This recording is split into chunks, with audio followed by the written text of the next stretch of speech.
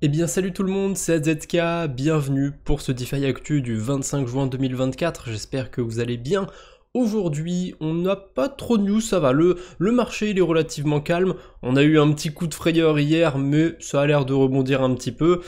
On commence par une news assez rigolote. Hamster Combat, vous avez probablement entendu parler de ce projet, surtout si vous êtes intéressé à Notcoin, parce que c'est un truc qui est un petit peu dans la même vibe, hein. Si je dis pas de bêtises, c'est un bot Telegram sur lequel on peut avoir un petit jeu, je crois que c'est un clicker, où on peut récupérer des points, et ces points seront un jour convertis en tokens, on espère. Et ils ont une chaîne YouTube, Hamster Combat, et c'est complètement la folie à tel point c'est beauté. Ils ont 28 millions d'abonnés, aucune chance que ce soit légitime honnêtement, et sur leur dernière vidéo, sur les 4 dernières, ils ont fait entre 6 millions et 24 millions de vues. Alors c'est au moment du screenshot, le screenshot daté d'hier, mais je suppose que ça n'a pas beaucoup bougé aujourd'hui, j'ai pas été revérifié, mais bon, le screenshot a été pris, c'est le plus important. Voilà, les jours d'avant, ils étaient sur 300 000 vues, et d'un coup, ils passent à plusieurs millions, voire dizaines de millions de vues, 28 millions d'abonnés. Je pense qu'ils ont un petit peu abusé sur les bots. Après, peut-être qu'il y a énormément de gens qui utilisent leur bot Telegram, et qu'il y a un bonus si jamais ils vont s'abonner à leur chaîne YouTube. Bon, après, il y a aussi beaucoup de bots qui utilisent leur bot Telegram, justement, donc... ouais, très curieux cette affaire. J'avais envie de commencer par un truc léger. Aujourd'hui, une très bonne nouvelle. On s'éloigne un petit peu de la crypto, même s'il y a eu des projets NFT et compagnie autour de tout ça. Julian Assange est désormais libre. Il a conclu un accord avec le ministère américain de la Justice. Le cofondateur de Wikileaks plaide coupable du chef d'accusation d'espionnage en échange d'une peine de prison. Bon, je pense que le personnage est assez connu. Je pense que vous savez ce qu'il a fait, ce que c'est Wikileaks.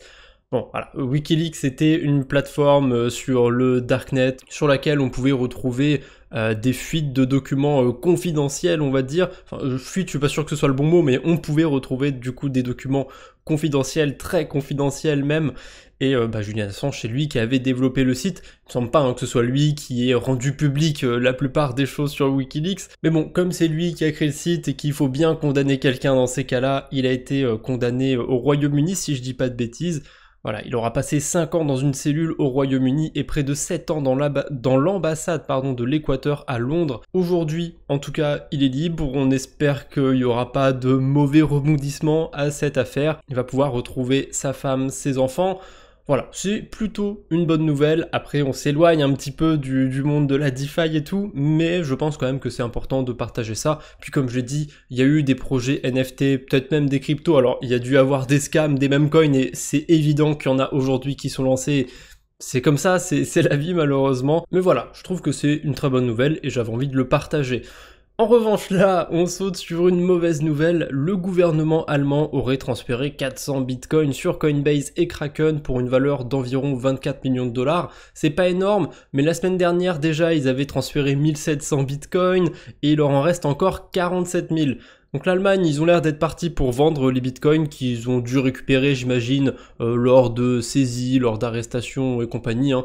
En général, ça termine comme ça. En ce moment, on sait que l'Europe, la plupart des pays en Europe, c'est pas non plus folichon, donc je pense qu'ils essayent de récupérer des sous où ils peuvent, et voilà. Puis ils ont des bitcoins, ils vont aller les vendre. Voilà, ça va apporter un petit peu de pression vendeuse, mais bon, en ce moment, on a de quoi faire, j'ai envie de vous dire, entre Mongox qui arrive, entre ça, entre plein de choses. C'est même assez fou, je trouve, que Bitcoin dump si peu, alors que là, d'un coup, on a quand même pas mal de mauvaises news, je trouve. On se sentirait presque en bear market, comme je dis depuis quelques DeFi Actu. Mais est-ce que ce serait pas qu'une sensation? Ah, je sais pas. Bref, il n'y a pas eu de hack depuis hier, donc on saute directement au lever de fonds. Il y en a deux qui m'ont tapé dans l'œil, il n'y en a pas eu énormément non plus. La première, c'est Infrared. Alors, c'est pas quelque chose que je connais plus que ça, j'ai pas dig le projet, mais c'est sur Berachain, et j'ai vu pas mal de gens être hypés par ça. En plus, ils sont incubés par Binance, donc pourquoi pas. Et la deuxième, c'est Verida. Alors ils ont l'air d'avoir déjà un token, ils sont dans tout ce qui est d'épines, a priori. Ils ont levé 5 millions de dollars. Voilà, pour ceux qui suivent le projet de près, potentiellement une bonne nouvelle. On enchaîne avec Layer 3. Layer 3 qui est en train de muter, j'ai l'impression. On l'a beaucoup connu pour être un site sur lequel on va retrouver des quêtes, qui nous permet d'explorer un peu la DeFi. Ils gardent un petit peu cette idée-là, mais là, ils vont introduire une nouvelle chose qui s'appelle les milestones. Alors, ils le disent dans leur thread, ça rentre pas en compte. Ah bah d'ailleurs, ils ont simplifié leur thread, puisqu'ils avaient fait un premier thread plus complet que ça, je vais essayer de le retrouver. Bref, ces milestones, ils vont pas rentrer en compte dans l'airdrop de Layer 3, ou en tout cas, comme ils disent, dans le Genesis airdrop de Layer 3, donc dans les premiers tokens qui vont être distribués. Donc si vous farmez que l'airdrop sur Layer 3, ça va peut-être pas être intéressant pour vous. Par contre, c'est quand même intéressant de voir la vision long terme qu'ils veulent amener sur Layer 3. Je pense en tout cas que ça va en faire partie. En gros, on va voir des quêtes qui vont être un peu plus poussées, qui vont demander à un utilisateur de faire telle ou telle action sur tant de jours, tant de fois, etc. pour récupérer des tokens. En fait, j'ai l'impression qu'ils sont en train d'essayer de trouver des nouvelles manières d'incentiver de farmer, tout simplement sur la DeFi. Voilà, au lieu de déposer sur une pool de liquidité et d'être payé de manière linéaire à chaque bloc sur la blockchain, eh ben, un projet pourrait confier ses tokens à Layer 3 ou d'autres prestataires ou peu importe, et en fonction d'activités que vous réalisez sur le protocole, eh ben, vous êtes récompensé.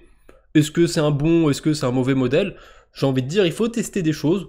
Je suis pas contre, c'est pas une idée horrible, je pense. Faudrait voir ce que ça donne. Il y aura probablement de bonnes opportunités, de moins bonnes opportunités, ça c'est sûr. Mais je trouvais ça relativement original et ça s'éloigne un petit peu de ce qu'ils font. Parce qu'on a surtout des quêtes qui sont...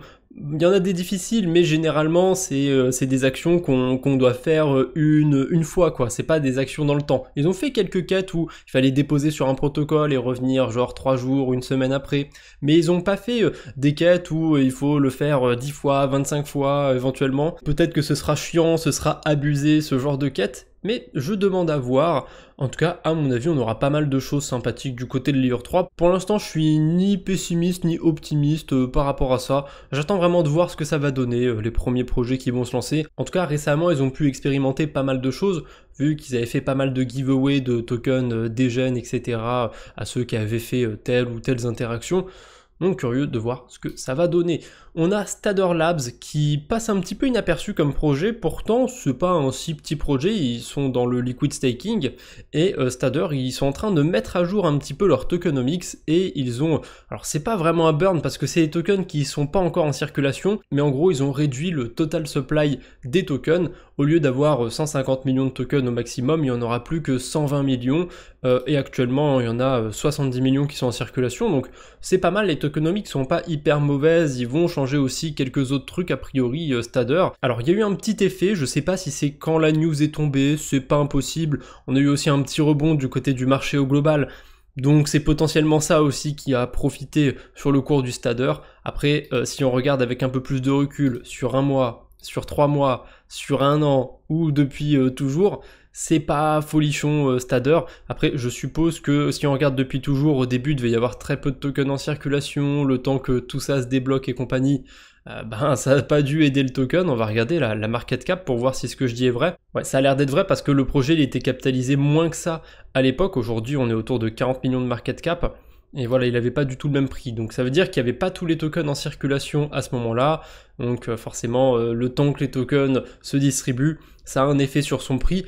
Et ça, c'est globalement ce qu'on va retrouver sur pas mal de tokens qui sont airdroppés, hein, vu que c'est beaucoup de tokens où il y a 5, 10, 15, parfois 20% des tokens qui sont en circulation. Donc le temps que tout ça se débloque, en général, c'est pas terrible niveau prix du token. D'ailleurs, une petite actualité sur Stader, il n'y a pas très longtemps, leur ETHX, donc c'est leur version liquid staked d'Ethereum, a été ajouté sur AAV. Alors c'est sur la version mainnet, c'est sur Ethereum, mais ça a été ajouté quand même, donc pour ceux que ça pourrait intéresser ou ceux qui en ont en portefeuille éventuellement, voilà, vous pouvez en déposer sur AAV maintenant et emprunter par-dessus, peut-être même faire des boucles de prêt et d'emprunt, c'est pas impossible. À part ça, j'ai pas de token Stader dans mon portefeuille et je sais qu'on peut le staker sur leur site, mais je sais pas si le token il est ultra intéressant ou pas, donc c'est une bonne chose je pense cette réduction de tokens, mais ça n'a pas eu d'effet waouh pour l'instant. Après, vu la phase dans laquelle on est où il y a pas mal de choses qui nous sont tombées un petit peu sur le coin de la gueule, c'est un peu difficile pour les alts, ça m'étonne pas qu'il n'y ait pas eu trop d'engouement autour de ce token, mais à surveiller pour ceux qui en auraient en portefeuille ou pour ceux que ça intéresserait. Moi c'est quand même un projet que je surveille parce que mine de rien, ils sont là et des acteurs de liquid staking, bah, il en faut quand même quelques-uns. Ensuite, on enchaîne avec Camelot qui vont recevoir, enfin qui ont reçu des tokens Arbitrum. Alors, il y a encore eu un programme d'incentive sur Arbitrum et eux, ils ont reçu 1,5 million de tokens ARB qui vont distribuer sur les 3 prochains mois. D'ailleurs, les protocoles qui reçoivent ces incentives, ils sont obligés de les distribuer sur les 3 prochains mois. Ils n'ont pas le choix de le faire sur 2 mois, sur 6 mois ou quoi. C'est littéralement imposé par Arbitrum, c'est 3 mois, pas un jour de plus, pas un jour de moins. Et tant qu'à faire, j'ai vu passer ça aussi, ils se sont déployés sur Raya. Alors Raya, c'est un layer 2 qui est encore très jeune. Ce layer 2, il est tourné autour du trading. Ils ont déjà construit un DEX de perpétuel, donc un DEX sur lequel on peut aller trader. J'ai été voir un petit peu, il n'y a que Bitcoin et Ethereum, c'est pas folichon, on peut aussi déposer des liquidités. Bon, il y a moyen déjà de farmer de ce côté-là, ils ont mis un système d'XP. Peut-être que c'est intéressant d'aller farmer Raya, honnêtement, j'ai pas plus creusé que ça. Et je savais pas qu'ils comptaient déployer un petit peu de DeFi sur leur écosystème. Ah, voilà, pour l'instant, il y a Camelot. Bon, j'ai été voir aussi, il y a 6000 $ de TVL, ça vient d'être lancé, donc on va lui laisser un petit peu le temps, mais ouais, c'est pas encore the place to be, Raya, mais je le garde dans mon viseur, on sait jamais aussi, ça pourrait être intéressant, et pour ceux qui aiment bien farmer les airdrops de perpétuel, bah voilà, vous avez Raya, il y a un petit système à points dessus, et pour ce qui est de leur perpétuel, j'ai été voir, on peut déposer des liquidités directement depuis Polygon, Optimism ou Ethereum, pas besoin de bridger directement sur leur layer 2, on peut le faire aussi, mais si vous avez des fonds sur une autre blockchain, ça peut éventuellement le faire. On a Lido qui nous partage cette stat, 27,8% de tous les Ethers sont stakés. Alors il y en a quand même une bonne partie qui sont liquid stakés, ça veut dire qu'on peut quand même les vendre, les utiliser sur la DeFi, hein. Donc c'est les fameux ST Ethereum de Lido par exemple, le THX que je vous ai montré tout à l'heure sur AAV. Bref, il y a pas mal d'Ethers qui sont stakés. Le liquid staking, il représente pas une si grosse part, hein. Je crois que c'est un quart à peu près de tous les Ethers stakés, donc c'est pas mal, mais c'est pas énorme non plus. Et surtout, ce qui est important, c'est que à l'époque, on n'avait pas autant d'Ethers qui étaient bloqués comme ça, et on avait aussi les mineurs qui apportaient plus de pression vendeuse que maintenant avec les stakers. Donc tout ça, ça fait que l'Ether il est de moins en moins liquide, donc il peut avoir un peu plus de volatilité à la hausse comme à la baisse. Mais voilà, plus il y a d'Ethers qui sont stakés, et plus potentiellement l'Ether va être volatile. Voilà, c'est quelque chose à savoir. En tout cas, 27,8% des Ethers stakés, c'est quand même pas mal. J'ai une autre news autour de Lido. On a Token Exchange, donc le petit toucan, j'en avais parlé dans le dernier Quadbo sur la DeFi et dans un DeFi Actu aussi assez récent. Token Exchange, du coup, c'est un DEX sur la blockchain Scroll. Honnêtement, il est pas mal, on a des pools de liquidités avec des rendements sympathiques, et ils sont en partenariat avec Lido. Ils ont été choisis, entre guillemets, par Lido pour pouvoir apporter des liquidités sur leur WST Ethereum sur Scroll, parce que je suppose qu'ils ne devaient pas être assez liquides à leur goût. Donc voilà. On a des incentives du côté de Token, il y avait déjà des incentives, mais à mon avis, ils vont pousser un petit peu le curseur sur la pool avec le WSTETH. Donc si jamais vous avez des Ethers sur Scroll et que vous savez pas trop quoi en faire, je vous dis pas d'aller poser vos Ethers sur cette pool, c'est pas un conseil en investissement ou quoi que ce soit, mais ça me rassure. Token, vu qu'ils avaient des rendements assez élevés, bon ça s'explique parce qu'ils payent dans leur token et ils s'apprécient plutôt bien en ce moment parce qu'il y a un peu de hype sur Scroll, mais quand même, les rendements sont assez élevés. Là, voir qu'ils sont en partenariat avec Lido, ça me rassure quand même. Et honnêtement, je mettrais bien une petite bille sur la pool de liquidité, pourvu que le rendement dure, hein. Si le token de Token Exchange se fait défoncer, eh ben forcément les rendements sur le protocole vont se faire défoncer aussi. Et puis pour l'instant, il n'y a pas tant de liquidité que ça, hein. Sur cette pool, il y a 500 000 $ et des poussières, c'est pas énorme. Alors je vais pas arriver avec 500 000 $ non plus, donc je vais pas faire bouger le rendement, mais s'il y a pas mal de gens qui font comme moi, ça pourrait quand même faire baisser un peu le rendement.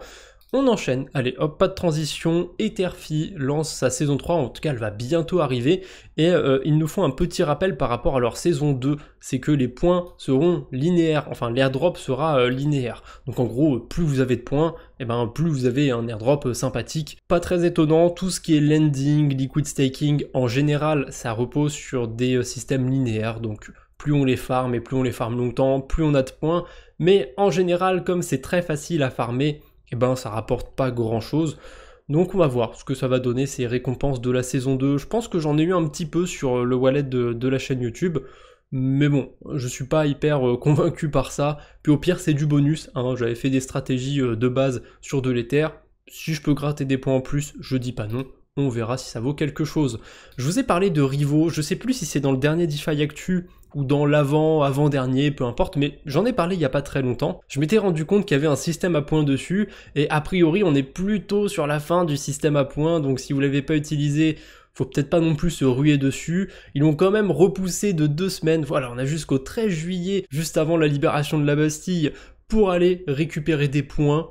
Ok, pourquoi pas. Rivo Finance, c'est une sorte de simplificateur de la DeFi. En gros, vous avez des vaults et vous pouvez déposer des cryptos relativement facilement dessus. Je dis relativement facilement parce que au tout début, je trouve que le site était assez intuitif et je suis retourné dessus. Et honnêtement, je trouve qu'il est pas trop débutant friendly. Même moi, j'ai un petit peu eu du mal avec leur interface. Il y a des mots un peu compliqués. Donc pour un débutant, c'est pas terrible. Parce que ce genre de protocole, ils le disent pas directement, mais ils essayent de simplifier un petit peu les interactions avec la DeFi, d'avoir des vols qui gèrent tout seuls des stratégies par exemple. Et en général, ça c'est plus axé pour les débutants ou pour certaines stratégies en particulier. Mais voilà, je trouve que c'est pas très débutant friendly, c'est pas hyper cool pour les débutants, il y a plein de mots compliqués et tout, mais le protocole est quand même sympa. On enchaîne, je reviens vite fait sur ce que je vous ai teasé hier. Hier, je vous avais teasé une nouvelle série que je vais lancer sur la chaîne principale. Voilà, la vidéo elle est sortie. Vous pouvez aller la voir si ça vous intéresse, mais si je fais un petit point là-dessus, c'est parce que j'ai besoin de vous. Si jamais vous avez vu la vidéo, ou si vous l'avez pas vu, peu importe, il y a un petit formulaire à remplir pour m'aider dans ce projet. Donc voilà, je vous laisserai le lien du formulaire en description, c'est des petites questions pour m'aiguiller sur comment on va remplir les portefeuilles qu'on va suivre sur cette aventure. Le but c'est de faire un petit suivi de plusieurs portefeuilles, donc un portefeuille de bon père de famille, un portefeuille des gènes et un portefeuille entre ces deux-là justement. Et c'est vous qui allez choisir un petit peu ce qu'on met dans ces portefeuilles. Donc c'est pour ça que je dis que j'ai besoin de vous. Le formulaire, il sert tout simplement à définir, à orienter un petit peu ce qu'on va mettre dans ces différents portefeuilles. Et je savais pas trop comment le mettre dans le titre, ou même dans la vidéo, j'en ai pas trop parlé, mais sur chacun de ces portefeuilles, c'est des paper wallets, hein. Il y aura pas, c'est pas du vrai argent, on va juste utiliser CoinGecko pour suivre ses performances, mais le but ça va être de commencer avec 10 000 $ sur chacun de ces wallets, pour voir ce que ça donne. Du coup, je l'ai mis dans la miniature directement, je savais pas trop comment le glisser, que ce soit sur la miniature, le titre. Voilà, si vous avez un petit peu de temps, en tout cas, après cette vidéo, n'hésitez pas à aller remplir le formulaire. Encore une fois, il sera dans la description. Aujourd'hui, j'ai fait un petit post autour de Hank Protocol, vraiment un truc tout simple, parce que il y a peu de stablecoins qui font ça, il y en a pas assez plutôt, des stablecoins qui redistribuent le yield aux holders de ce stablecoin. Alors, il y a Frax qui fait ça, ils vont pas tous me venir en tête, mais je sais qu'il y en a plus d'un qui fait ça aujourd'hui, mais Angle, j'aime bien le leur, et on peut avoir jusqu'à 6% d'intérêt sur leur stablecoin euro, un peu plus de 11% d'intérêt sur leur stablecoin dollar, et techniquement on a juste à holder un stablecoin dans son portefeuille. C'est pas forcément le rendement le plus sexy que vous allez voir sur la DeFi, mais si vous voulez vous faire plusieurs portefeuilles, on va dire, un wallet un petit peu dégène et un wallet un petit peu épargne, moi je trouve que c'est sympathique, ce genre de coin. En plus, je suis pas un expert, mais vu qu'on a juste besoin de holder ce token, ça peut être pas mal pour tout ce qui est fiscalité dans certains pays, parce que ça vous évite de devoir déposer sur une pool, récupérer des intérêts, etc. Je dis ça, je dis rien, je pose ça là, et aussi, si vous avez des proches qui sont plus âgés ou plus réticents par rapport aux cryptos, mais qui veulent quand même s'y intéresser, ça peut être pas mal pour qu'ils génèrent aussi des intérêts. Voilà, on a AAV bien évidemment, mais ce genre de stablecoin, ça peut aussi être une bonne alternative. Surtout quand on voit qu'on a un livret A qui va être maintenu à 3% jusqu'en janvier 2025, un petit pic au passage, et d'ailleurs je suis hyper content parce que Angle, ils ont répondu à mon post, c'est sympa de leur part, ils ont même RT le post, donc ça me fait plaisir. Allez, pour terminer cette vidéo, on termine par quelque chose qui n'est pas une news, une alerte de job. Si jamais ça peut vous intéresser, il y a Safe qui recherche un Head of Finance. Voilà, si vous pensez que vous pouvez avoir ce job, vous avez un peu plus d'informations sur leur site. J'essaierai de vous mettre le lien dans la description. Sait-on jamais, sur un malentendu, pourquoi pas. Allez, je vous embête pas plus pour aujourd'hui. On se retrouve bientôt j'espère. D'ici là, portez-vous bien. Salut tout le monde!